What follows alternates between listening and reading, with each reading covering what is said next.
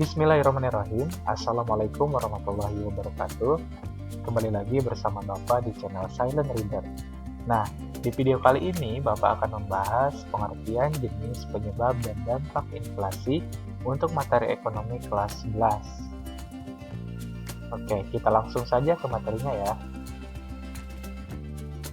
Nah, inflasi. Inflasi itu apa sih? Nah, inflasi adalah kenaikan harga barang dan jasa secara umum dan terus-menerus dalam jangka waktu tertentu. Kenaikan harga barang ini dapat mengurangi daya beli masyarakat, sehingga jumlah uang yang dimiliki akan memiliki nilai yang lebih rendah dari sebelumnya. Nah, perlu dicatat bahwa kenaikan harga barang ini maksud dari secara umum itu artinya bukan hanya pada barang-barang tertentu saja, tapi pada sebagian besar produk ya, pada sebagian besar barang kenaikannya. Kemudian terus-menerus di sini artinya tidak dalam jangka waktu yang pendek, tetapi kenaikan harganya itu dalam waktu yang lama. Nah, contoh misalnya ketika hari raya itu kan sama ya terjadi kenaikan harga, tetapi itu tidak dikatakan inflasi karena jangka waktunya hanya beberapa hari saja atau beberapa minggu. Oke, bagaimana sih menghitung inflasi? Nah, cara menghitung inflasi, salah satu indikator yang digunakan adalah dengan mengukur tingkat inflasi menggunakan indeks harga konsumen. Nah, inflasi juga dapat dihitung dengan menggunakan GNP atau PDB deflator. GNP atau PDB deflator didapat dengan membandingkan GNP atau PDB yang diukur berdasarkan harga berlaku terhadap GNP atau PDB harga konstan atau real. Nah, kita lihat rumusnya.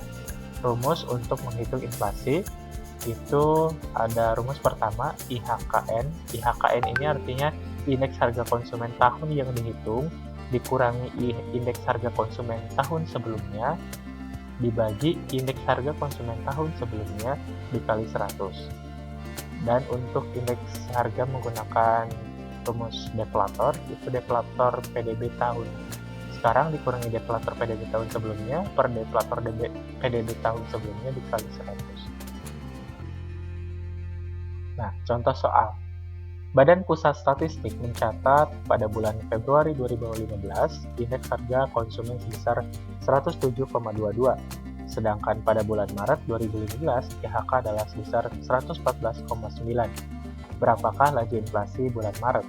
Nah, ini ditanyanya adalah yang bulan Maret. Maka untuk IHK tahun yang dihitungnya itu adalah 114,9 dan IHK tahun sebelumnya, maaf, bukan IHK tahun sebelumnya, tapi IHK bulan sebelumnya adalah 107,22. Sehingga kita masukkan saja ke rumus yang tadi. Jadi inflasi 114,9 dikurangi 107,22 dibagi 107,22 dikali 100. Hasilnya menjadi 7,2%. Nah, 7,2% ini adalah tergolong inflasi yang ringan ya. Nanti kita lihat di jenis-jenis inflasi. Oke, next. Nah, jenis-jenis inflasi. Yang pertama berdasarkan faktor penyebabnya. Dibagi menjadi dua ya. Nah, yang pertama demand pull inflation atau inflasi karena kenaikan permintaan. Nah, terjadi karena permintaan barang dan jasa lebih tinggi dari ketersediaan sehingga harganya naik.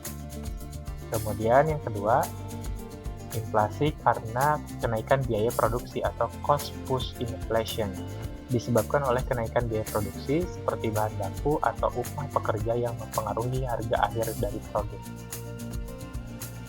Kemudian yang kedua adalah jenis inflasi berdasarkan tingkat keparahannya.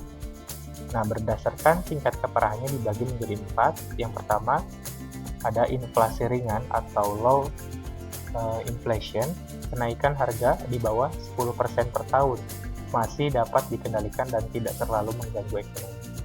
Kemudian inflasi sedang atau moderate, kenaikan harga antara 10-30% per tahun mulai mempengaruhi daya beli masyarakat. Kemudian inflasi berat atau high inflation, kenaikan harga antara 30 sampai 100% per tahun sangat mengganggu aktivitas ekonomi. Nah, yang terakhir adalah inflasi tak terkendali atau hyperinflation.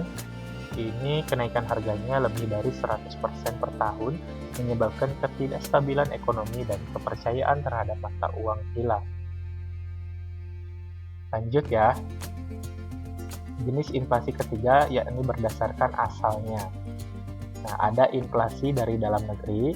Ini adalah inflasi yang disebabkan oleh faktor-faktor dalam negeri, seperti kebijakan moneter atau gagal panen.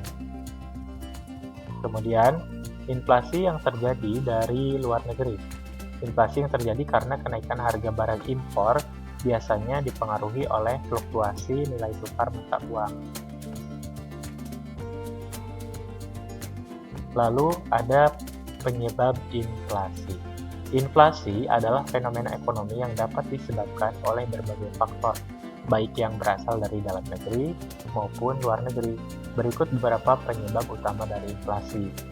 Nah, yang pertama adalah kenaikan permintaan. Tadi ya, ketika permintaan terhadap barang atau jasa itu akan meningkat, maka harga-harga akan cenderung naik karena misalnya kita tidak imbangi dengan peningkatan produksi. Jadi harga-harganya cenderung naik. Kemudian kenaikan biaya produksi. Jika biaya bahan baku, energi, atau tenaga kerja naik, maka produsen akan menaikkan harga produk untuk menjaga keuntungan. Ya, ketika produsen semuanya menaikkan harga, maka ya terjadilah inflasi. Kemudian jumlah uang yang beredar. Ketika pemerintah mencetak uang lebih banyak daripada yang dibutuhkan, maka nilai uang akan menurun dan harga barang akan meningkat. Intinya, ketika uang beredar banyak, maka itu besar kemungkinan akan terjadi inflasi. Kemudian kebijakan pemerintah. Kebijakan ekonomi dari pemerintah seperti kenaikan pajak atau penghapusan subsidi juga dapat mempengaruhi harga barang dan jasa. Ketika ada pajak, otomatis harga barang itu disinyalir akan meningkat ya. Dan adapun ketika subsidi dihapus untuk produsen, maka harga barang juga akan meningkat sehingga terjadilah inflasi.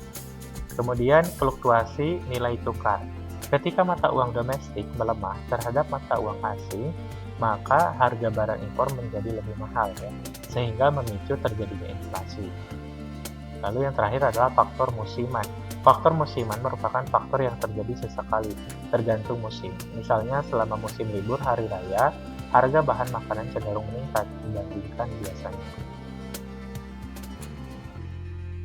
Nah, lalu ada dampak inflasi. Yang pertama, daya beli masyarakat akan menurun.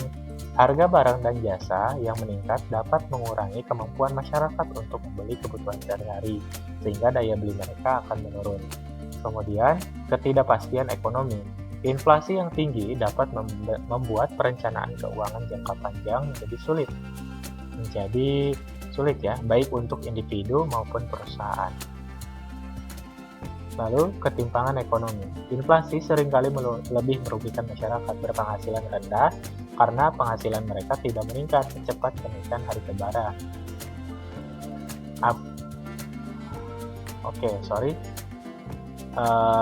Ya, itu tiga dampak inflasi. Mungkin materi yang keempatnya ini Bapak belum edit tadi ya.